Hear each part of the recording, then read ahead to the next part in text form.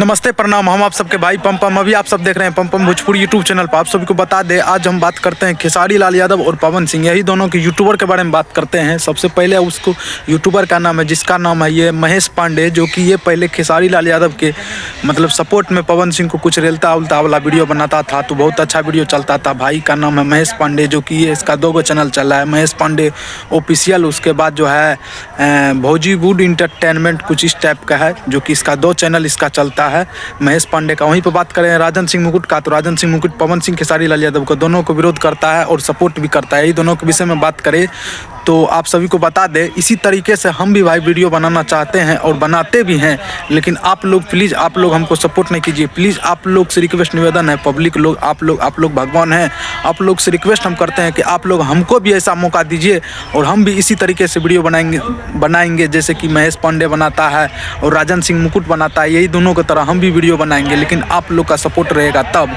तो भाई आप लोग इस वीडियो को ज़्यादा से ज़्यादा लाइक करें और इस चैनल सब्सक्राइब कर लीजिए। धन्यवाद।